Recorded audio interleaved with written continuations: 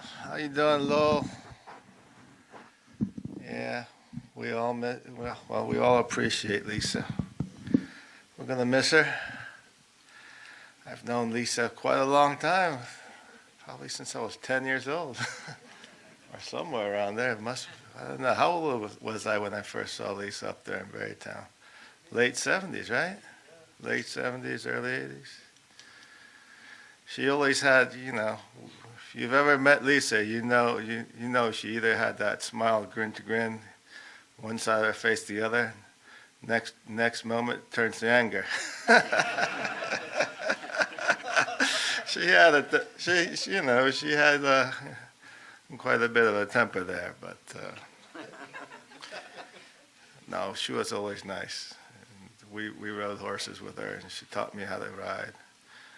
She used to ride that crazy horse called Lady, and she rode him well. And we went riding with our brothers, and running around the Berrytown area on those horses, and rode them pretty hard. But that was a good time, a nice time. Father used to go up to Berrytown in the late 70s and early 80s quite a bit after he bought the seminary, almost every week, quite a lot. But a lot of you, it's we're gathered here as a community, and the reason why we're gathered here as a community is because we follow true Father, and He brought us all together. And there's one thing which is very clear from all the testimony.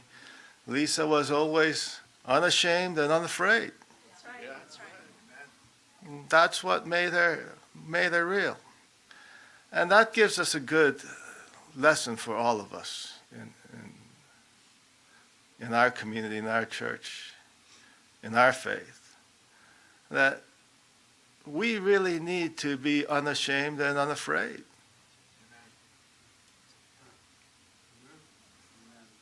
And when I look out at those who follow true Father,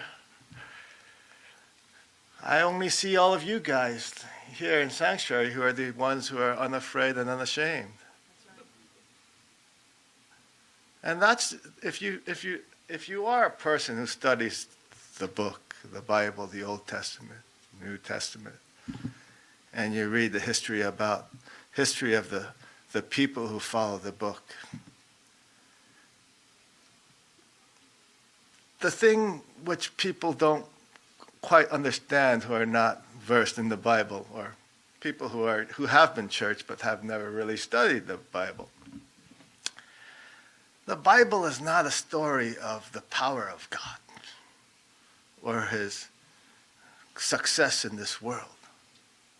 If you read the Bible is a story of a family, a lineage navigating its way through history.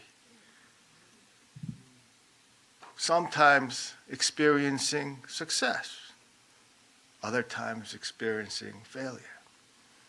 From difficulty to a nation of Israel, then to the exile to Babylon. It's not the constant upward trajectory which has made the history of the people who follow the book. It has been the trials. And that's what a lot of people don't understand.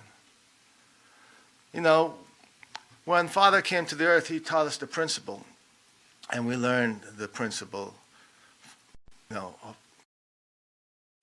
how God continues to exert His influence and influence the direction in which this world moves. And that's what separates us from a lot of people who do not share our faith, is that we see God working in this world as He did at the time of Abraham, or at the time of Moses, or when Jesus walked the earth. And so for us, even though we are a small community, we see that the actions that we take in serving true fatherhood as having ramifications and implications not only to our lives, but the future of not only our community, but of the entire world. And those actions which we in this community have decided to take together, not for the sake of personal profit or for the sake of advantage in this world, but our choice to come to the wilderness to attend, to serve, and to preserve the successor which our Father established is our statement, not only to our brethren at this time, but to all time and to all history, that we stand here as a people, fully conscious, fully aware, unafraid, and unashamed To proclaim the Christ. to proclaim Christ. the Christ, second coming of Jesus.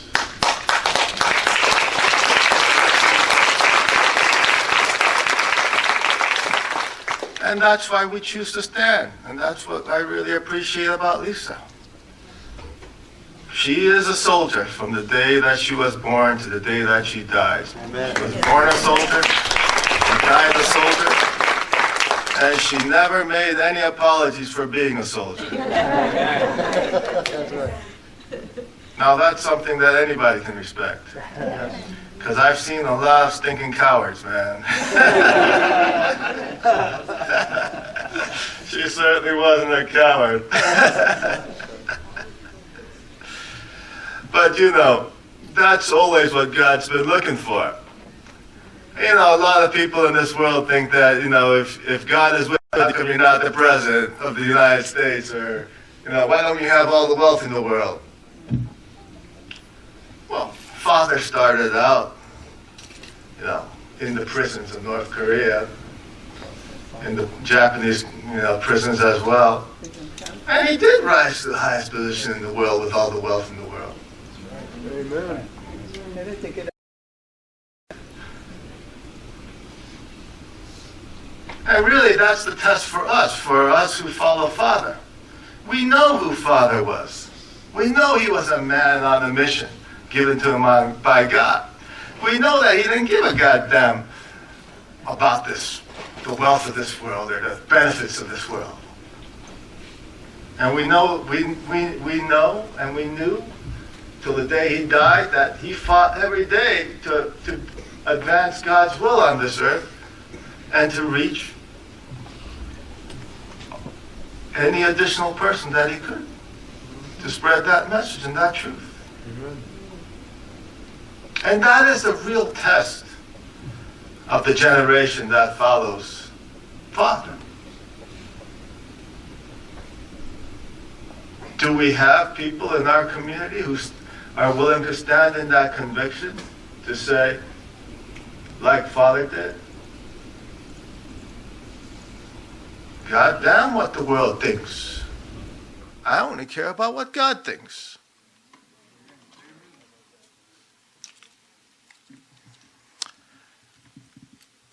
And that's what I'm encouraged by. There are a few soldiers left.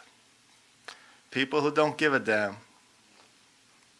People who want to live by the choices that they made a long time ago. And now that's the kind of person I can respect. And, you know, thank God for Lesa. She was one of those people.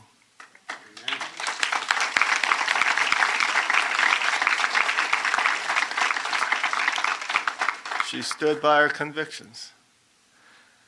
And if I can make any predictions, I'll tell you, the world doesn't respect any cowards, I tell you that.